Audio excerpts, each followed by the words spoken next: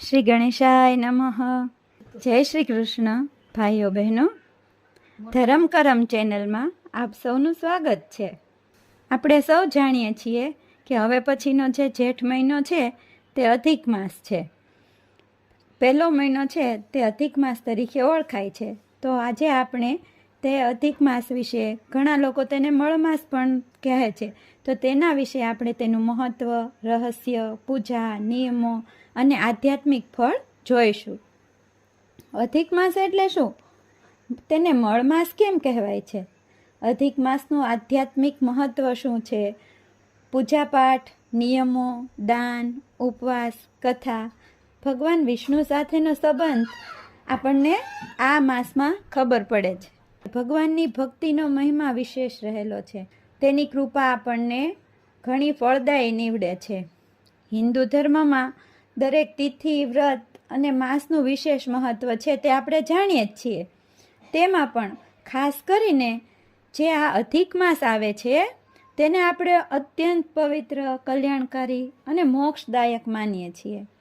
આ માસ છે અધિક માસ. ઘણા લોકો તેને મળમાસ પણ કહે છે. પણ લોકોને ઘણીવાર શું હોય છે કે અડધી પરધી જાણકારી હોય છે. કેટલાક લોકો તો તેને અશુભ પણ માને છે, તો કેટલાક એવું માનતા હોય છે કે આમાં માત્ર લગ્ન અને શુભ કાર્યો બંધ રહે છે. પરંતુ સત્ય એ છે કે અધિક માસ ભગવાનની વિશેષ કૃપા મેળવવાનો સમય છે. આ મહિનો ભક્તિ, જપ, તપ, દાન અને આત્મચિંતન માટે અત્યંત ઉત્તમ માનવામાં આવે છે. અધિક માસનો ઉલ્લેખ પુરાણોમાં પણ વિશેષ રીતે કરવામાં આવ્યો છે. ખાસ કરીને ભગવાન શ્રી હરિ વિષ્ણુએ આ માસને પોતાનું નામ આપીને તેને પુરુષોત્તમ માસ તરીકે બનાવ્યો છે.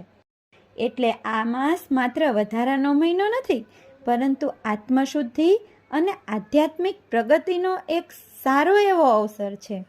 ખરેખર અધિક માસ શું છે તે આપણે જાણીએ તો હિન્દુ પંચાંગ ચંદ્ર અને સૂર્યની ગતિના આધારે ચાલે છે. ચંદ્રમાસ અને સૂર્યવર્ષ વચ્ચે થોડો સમયનો તફાવત રહે છે. આ તફાવતને સંતુલિત કરવા માટે લગભગ દર 3 વર્ષે એક વધારાનો મહિનો ઉમેરવામાં આવે છે. આ વધારાના માસને અધિક માસ કહેવામાં આવે છે. સરળ ભાષામાં સમજીએ તો ચંદ્રના હિસાબે વર્ષ લગભગ 354 દિવસનું બને છે, જ્યારે સૂર્યવર્ષ લગભગ 365 દિવસનું હોય છે. એટલે દર વર્ષે આપણે લગભગ 11 દિવસનો ફરક પડે છે. આ તફાવત 3 વર્ષે 1 મહિના બરાબર થઈ જાય છે, ત્યારે પંચાંગમાં એક વધારાનો માસ ઉમેરવામાં આવે છે, જેને અધિક માસ કહેવાય છે. આ રીતે હિન્દુ પંચાંગ પ્રકૃતિ અને ખગોળીય ગણતરી સાથે સંતુલિત રહે છે. ઘણા લોકો છે તે અધિક માસને મળમાસ તરીકે પણ ઓળખે છે. પ્રાચીન સમયમાં કોઈ પણ દેવતા આ માસના સ્વામી બનવા તૈયાર નહોતા, કારણ કે આ માસ વધારાનો ગણાતો હતો. તેથી લોકો તેને મળમાસ કહીને તિરસ્કાર કરતા હતા. ખરેખરી વાત શું છે? આ માસ દુઃખી થઈ અને ભગવાન વિષ્ણુ પાસે જાય છે અને ભગવાનને પોતાની વ્યથા જણાવે છે. એટલે ભગવાન એને કહે છે કે હવેથી તું માત્ર અધિક માસ નહીં રહે, હું તને મારું નામ આપું છું. તું તો પુરુષોત્તમ માસ તરીકે ઓળખાશે. વિષ્ણુ ભગવાનની આ કૃપાથી ત્યારથી આ જે વધારાનો માસ છે, જે મળ માસ છે, તેને પુરુષોત્તમ માસ તરીકે ઓળખવામાં આવે છે. ત્યારથી આ માસ અત્યંત પવિત્ર પણ બન્યો છે. ભગવાનની વિશેષ કૃપા મેળવવા માટે આ માસને સર્વોત્તમ માનવામાં આવે છે. આથી મળમાસ શબ્દનો અર્થ અશુભ નથી, એ તો એક માન્યતા છે. વાસ્તવમાં આ માસ ભગવાનનો પ્રિય છે. અધિક માસ ભક્તિ અને સાધના માટેનો વિશેષ સમય છે. જેમ વિદ્યાર્થી પરીક્ષાની તૈયારી માટે સમય કાઢે છે, તેમ આત્માની પ્રગતિ માટે ભગવાને આપણને આ માસ ખરા અર્થમાં કહીએ તો ભેટ સ્વરૂપે આપેલો છે. આ માસમાં કરવામાં આવેલું જપ, તપ, દાન, ઉપવાસ, પાઠ, ભજન, ગૌસેવા, ગરીબોની મદદ, સામાન્ય દિવસોની તુલનામાં અનેક ગણું ફળ આપે છે. પુરાણોમાં કહેવાયું છે કે અધિક માસ દરમિયાન કરેલું એક નાનું પુણ્ય પણ અનેક ગણું વધીને ફળ આપે છે. અધિક માસમાં આપણે શું કરવું જોઈએ? તો અધિક માસમાં ભગવાન વિષ્ણુની ઉપાસના કરવી જોઈએ, કેમ કે આ માસ છે તે વિષ્ણુ ભગવાનને સમર્પિત છે. ઓમ નમો ભગવતે વાસુદેવાય, વિષ્ણુ સહસ્ત્ર નામ, ભગવદ્ ગીતા, શ્રીમદ ભાગવત, પુરુષોત્તમ માસનું મહાત્મ્ય વગેરેનો પાઠ કરવાથી આપણને શુભ ફળ મળે છે. ઘરમાં સવાર સાંજ દીવો પ્રગટાવવો જોઈએ. આ ઉપરાંત દાનનું પણ એક વિશેષ મહત્વ છે. અધિક માસમાં દાન કરવાથી અક્ષય પુણ્ય મળે છે. ખાસ કરીને અન્નદાન, જળદાન, ગાયદાન, વસ્ત્રદાન, ધાર્મિક ગ્રંથદાન, ગરીબોને ભોજન ખૂબ શુભ માનવામાં આવે છે. કહેવામાં આવે છે કે અધિક માસમાં કરેલું દાન અનેક જન્મોના પાપોનો નાશ કરે છે. એ સિવાય આપણે ઉપવાસ અને સાત્વિક જીવન પણ જીવવું જોઈએ. શક્ય હોય ત્યાં સુધી ક્રોધથી દૂર રહેવું, ખોટું બોલવું નહીં, માંસાહાર ન કરવો, નશા ટાળવા, બ્રહ્મચર્યનું પાલન કરવું, ભજન કીર્તન કરવા, નામ સંકીર્તન કરવું, ભગવાનના નામનો મહિમા ગાવો. આ બધું આપણા આત્માને શુદ્ધ બનાવે છે. ઘણા લોકો એકટાણું, નિર્જળા અથવા તો ફરાહાર કરી ઉપવાસ પણ કરે છે. મંત્ર જપ કરવા. અધિક માસમાં મંત્ર જપનું તો વિશેષ મહત્વ છે.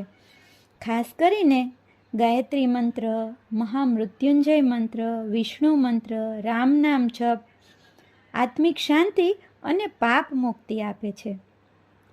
હવે આપણે એ જોઈએ કે આપણે શું ન કરવું જોઈએ. તો આ માસમાં કેટલાક શુભ કાર્યો આપણે નથી કરતા, એને ટાળવામાં આવે છે. જેમ કે લગ્ન છે, ગૃહ પ્રવેશ છે, બાળકનું મુંડન છે, કોઈ નવા વેપારની શરૂઆત કરતા હોઈએ, કોઈ સારા કાર્યની શરૂઆત કરતા હોઈએ, યજ્ઞોપવિત છે કે મોટા કોઈ શુભ પ્રસંગો છે, તો એ સામાન્ય રીતે ટાળવામાં આવે છે. કારણ કે આ માસ ભોગ કરતાં યોગ અને ભક્તિ માટે માનવામાં આવે છે. પરંતુ પૂજા, જપ, દાન, યાત્રા, કથા, સત્સંગ આ કરવું અત્યંત શુભ છે. અધિક માસની એક પ્રસિદ્ધ કથા છે. એક ગરીબ બ્રાહ્મણ હતો. તે ખૂબ ગરીબ હતો, પરંતુ ભગવાનમાં તેની અતૂટ શ્રદ્ધા હતી. અધિક માસ આવ્યો ત્યારે તેણે નિષ્ઠાથી ઉપવાસ, જપ અને દાન કર્યું. લોકો તેની મજાક ઉડાવતા, પરંતુ બ્રાહ્મણે ભગવાન પર વિશ્વાસ રાખ્યો.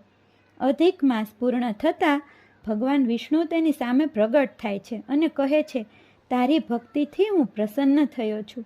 થોડા સમયમાં બ્રાહ્મણનું જીવન બદલાઈ ગયું. ગરીબી દૂર થઈ અને ઘરમાં સુખ સમૃદ્ધિ આવી. આ કથા આપણને શીખવે છે કે ભગવાન ભક્તિ જુએ છે, દેખાવ નહીં. અધિક માસ અને ભગવાન કૃષ્ણ એ એકબીજાના પૂરક છે. ભગવાન કૃષ્ણએ ગીતામાં કહ્યું છે કે જે મનુષ્ય નિષ્કામ ભાવથી ભગવાનનું સ્મરણ કરે છે તેને હું ક્યારેય છોડતો નથી. એટલા માટે જ અધિક માસ એ ભગવાન સાથે જોડાવાનો સમય છે, ભગવાનમાં ઓતપ્રોત થઈ જવાનો સમય છે. ઘણા ભક્તો આ માસમાં શ્રીમદ ભાગવત સપ્તાહ, ગીતાજીના પાઠ, ભગવાનના નામના સંકીર્તન, રાસ ગરબા, સત્સંગ વગેરેનું આયોજન કરે છે. પુરુષોત્તમ માસમાં તીર્થયાત્રાનું પણ વિશેષ મહત્વ છે. ખાસ કરીને ભગવાન વિષ્ણુના જે ધામ છે તેવા દ્વારિકા, જગન્નાથપુરી, વૃંદાવન, નાસિક, હરિદ્વાર, કાશી જેવા સ્થળોની યાત્રા શુભ માનવામાં આવે છે. જો યાત્રા શક્ય ન હોય તો ઘરમાં જ ભક્તિભાવથી ભગવાનનું સ્મરણ કરવું તે પણ સમાન પુણ્ય આપે છે. અધિક માસમાં આપણે શું વાંચવું જોઈએ? આપણને ઘણીવાર એવું થાય કે બહાર ન સાંભળવા જઈએ, તો ઘરે પણ આપણે ભગવદ્ ગીતા, શ્રીમદ ભાગવત, વિષ્ણુ પુરાણ, રામચરિતમાનસ, પુરુષોત્તમ મહાત્મ્ય આવું બધું છે, રોજ એકાદ અધ્યાય વાંચીએ તો આપણને તે સારું ફળ આપે છે.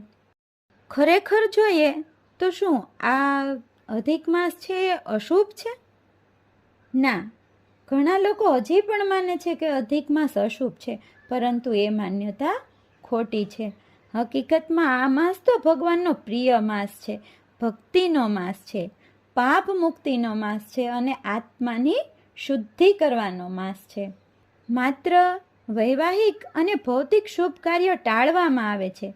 એનો અર્થ એવો નથી કે આ માસ અશુભ છે. જેમ સાધુ સંત માટે એકાંત સાધનાનો સમય મહત્વનો હોય છે, તેમ ગૃહસ્થ માટે પણ અધિક માસ આધ્યાત્મિક પ્રગતિનો સમય છે. અધિક માસ માત્ર ધાર્મિક માન્યતા નથી, તે આપણને ખગોળશાસ્ત્ર સાથે પણ જોડે છે. ચંદ્ર અને સૂર્યના સમયગાળા વચ્ચેનું સંતુલન જાળવવા માટે અધિક માસ જરૂરી છે. જો આ માસ ન ઉમેરવામાં આવે તો ઋતુઓ અને તહેવારોનો સમય ધીમે ધીમે બદલાઈ જાય. આથી અધિક માસ પ્રાચીન ભારતીય ખગોળ જ્ઞાનનું ઉત્તમ ઉદાહરણ છે. પરિવાર અને સમાજ માટે આપણને એક સારી એવી ઉર્જા મળે છે. આજના સમયમાં લોકો ભૌતિક સુખ પાછળ દોડે છે, પૈસા પાછળ દોડે છે, પરંતુ મનની શાંતિ ગુમાવી ચૂક્યા છે. અધિક માસ આપણને યાદ અપાવે છે કે જીવનમાં ભક્તિ પણ જરૂરી છે, સેવા પણ જરૂરી છે, દાન અને આત્મચિંતન પણ જરૂરી છે. આ માસ પરિવાર સાથે ભજન, પાઠ અને સત્સંગ કરવાનો સુંદર અવસર આપે છે. અધિક માસ દરમિયાન કરવાના સરળ ઉપાય જેમ કે દરરોજ તુલસી પાસે દીવો કરવો, ઓમ નમો ભગવતે વાસુદેવાયનો જપ કરવો, ગરીબોને ભોજન ખવડાવવું, ગાયને રોટલી ખવડાવવી, પીપળાના વૃક્ષને જળ ચડાવવું, ભગવાન વિષ્ણુને પીળા ફૂલ અર્પણ કરવા, એક સમય સાત્વિક ભોજન લેવું. આ બધું કરવાથી મનમાં શાંતિ અને સકારાત્મકતા આવે છે. અધિક માસ છે તેનો સિદ્ધાંત શું છે? આપણા હિન્દુ ધર્મ પ્રમાણે દરેક કર્મનું ફળ મળે છે. અધિક માસ એ સમય છે જ્યારે માણસ પોતાના ભૂતકાળના ખોટા કર્મો માટે પ્રાયશ્ચિત કરી શકે છે. તેથી જ આ માસમાં ક્ષમા માંગવી, ગુસ્સો છોડવો, ઈર્ષ્યા દૂર કરવી, જરૂરિયાતોની મદદ કરવી, આ બધું છે તે આપણા આત્માને હળવું બનાવે છે. આજના યુવાનો માટે અધિક માસનો અર્થ ફક્ત ધાર્મિક વિધિ નથી, તે જીવનને સંતુલિત કરવાની તક છે. મોબાઈલ, સોશિયલ મીડિયા અને દોડધામ વચ્ચે માણસ પોતાની શાંતિ ભૂલી ગયો છે. અધિક માસ આપણને શીખવે છે થોડો સમય ભગવાન માટે કાઢો, માતા પિતાનો આદર કરો, ખરાબ આદતો છોડો, મનને શુદ્ધ બનાવો, એકાગ્રચિત્ત થઈ જપ તપ કરો. આ જ સાચી આધ્યાત્મિકતા છે. આ પરથી આપણે કહી શકીએ કે અધિક માસ છે એ માત્ર વધારાનો મહિનો નહીં, પરંતુ ભગવાનનો આશીર્વાદ છે. આ માસ માણસને ભૌતિક જીવનમાંથી થોડો વિરામ લઈ આત્માની ઉન્નતિ તરફ જવાનું શીખવે છે. જે વ્યક્તિ અધિક માસ દરમિયાન ભક્તિ, દાન, જપ અને સાત્વિક જીવન અપનાવે છે, તેના જીવનમાં શાંતિ, સુખ અને આધ્યાત્મિક ઉન્નતિ આવે છે. ભગવાન વિષ્ણુનો આ પ્રિય પુરુષોત્તમ માસ આપણને પાપોથી દૂર રહી અને સારા કર્મો તરફ આગળ વધવાની પ્રેરણા આપે છે. આથી અધિક માસને અશુભ માનવાને બદલે ભગવાન સાથે જોડાવાનો એક પવિત્ર અવસર માનવો જોઈએ. આપણે જોઈએ છીએ કે વૃદ્ધ સ્ત્રીઓ છે તે પણ ભેગી થઈ પુરુષોત્તમ ભગવાનની પૂજા કરે છે, ગીત ગાય છે, સત્સંગ કરે છે અને આનંદ કરે છે. તે પણ ભક્તિનું એક સ્વરૂપ જ છે. તમારા અંતરને આનંદમાં રાખી અને તમે ઈશ્વરને જ્યારે ભજો છો ત્યારે તમારું જોડાણ ઈશ્વર સાથે સીધી રીતે થાય છે. તો આ પવિત્ર અધિક માસ છે એનો આપણે સૌ આનંદ લઈએ, ભગવાનની ખૂબ પ્રાર્થના કરીએ, જપ તપ કરીએ અને અધિક માસ છે તેને આપણે સારી રીતે ઉજવીએ. અથવા તો અધિક માસને આપણે એવી રીતે લઈએ કે જે આપણા માટે એક ખજાનો લઈને આવે. તો મિત્રો, હવે આપણે અધિક માસની દરરોજ નવી નવી વાર્તાઓ મૂકીશું, તો તે ચોક્કસથી સાંભળજો અને આપણી ચેનલ ધરમ કરમ ગુજરાતીને લાઈક, શેર અને સબસ્ક્રાઈબ કરજો અને બેલ આઇકોન દબાવજો, જેથી કરીને અમારા નવા નવા નોટિફિકેશન્સ ને નવી નવી વાર્તાઓ તમને તુરંત જ મળતી રહે. તો ભાઈઓ બહેનો, કોમેન્ટમાં જરૂરથી લખજો ઓમ નમો ભગવતે વાસુદેવાય. તો સૌ ધરમ કરમ ચેનલના ભાઈઓ બહેનોને હૃદયથી અધિક માસની ખૂબ ખૂબ શુભકામનાઓ.